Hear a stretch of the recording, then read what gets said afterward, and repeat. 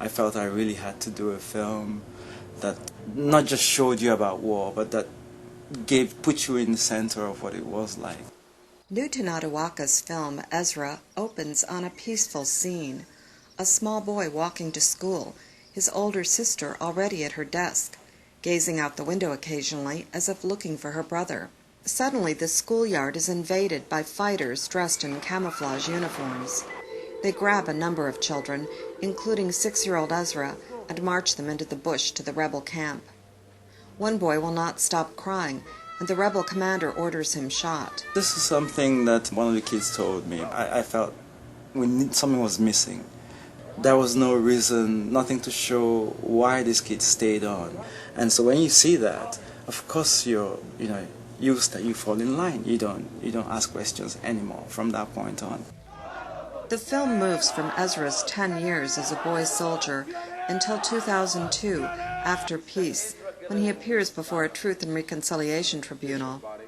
It shows how Ezra and the other children are indoctrinated into the cause of killing, and even injected with methamphetamines to energize and disorient them.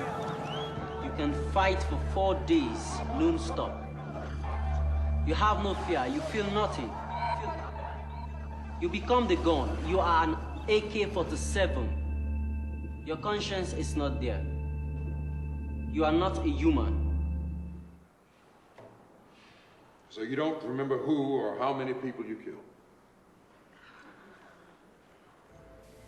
Much of the film is about the human relationships of the child soldiers, despite their brutalization.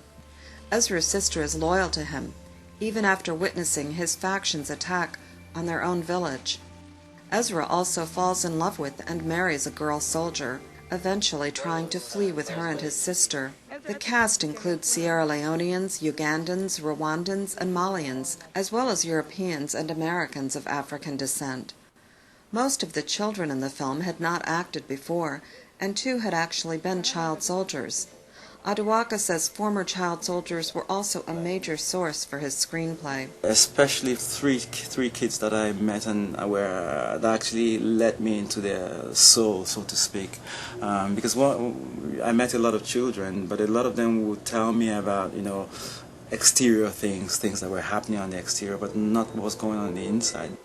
Aduaka says the film tries to show that colonialism set the stage for the modern African conflicts in which 15 million have died in the past half-century. I was interested in what brought about this violence, where's this violence coming from, what's feeding this violence, and that's being fed from the arms dealers, the people that, which mostly Western, that are bringing all these arms. The AK-47 is not made in Africa. Ezra makes the case that healing for individuals and societies can begin only after a truthful accounting is made and forgiveness sought. But it does not end on a hopeful note, and the director says he is not optimistic for many of the former child soldiers. They will cope because they have to. But I know what they're carrying with them. They're carrying this thing with them, and they will have to deal with it. Ezra won the grand prize last year at Africa's largest film event, the Pan-African Film Festival in Burkina Faso. It was shown at the Cannes and Sundance Film Festivals as well. It will play for 2 weeks in February at New York's Film Forum Theater and will also screen at the Los Angeles Pan-African Film Festival.